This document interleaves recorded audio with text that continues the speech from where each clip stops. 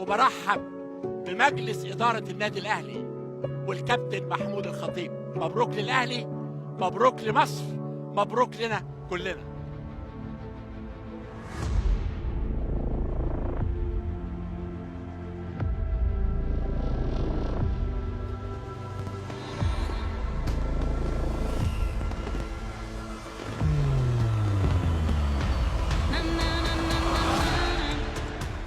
اللي بيجمع النادي الأهلي الحب، حب مسؤولين، حب منظومة بتعمل مع بعض، حب من له بعد الله سبحانه وتعالى من له الفضل، حب جماهير النادي الأهلي.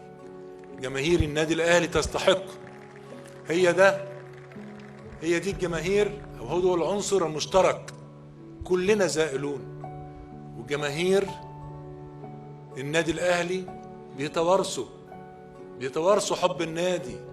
كان أكتر رعب مخوفني النهاردة إنه الاستاد يتسرب أو صوره تتسرب النهاردة، والحمد لله وصلنا اهو الساعة 8:30 9 اهو، ومحدش شاف التصميم ده خالص.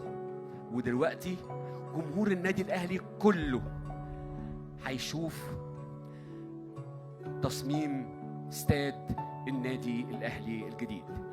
بسم الله الرحمن الرحيم.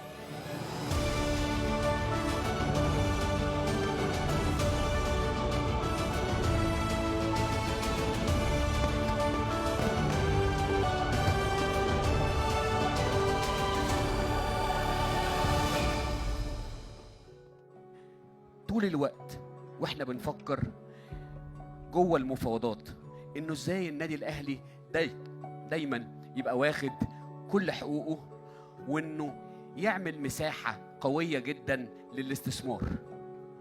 عشان كده كان لازم نوري الناس حاجة اكتر. جمهور النادي الاهلي لازم يخش استاد النادي الاهلي.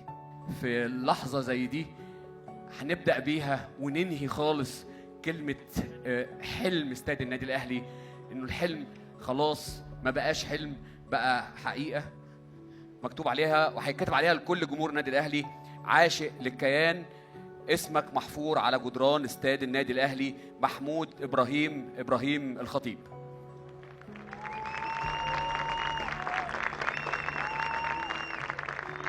بسم الله الرحمن الرحيم. والله يا محمد لو حصل ده الحقيقة يجب ان احنا كلنا نشكركم. يعني البرنامج الزمني للانتهاء من الانتهاء يا محمد، مش كده؟ ان شاء الله لمباراة الافتتاح يا فندم. يا رب يا رب ان شاء الله 200 اسبوع باذن الله. يا باشمهندس انت مش محتاج اذن، احنا عايزين نشتغل امبارح مش النهارده، فانت الاذن معاك يا عم. اتكل على الله حالا يا فندم.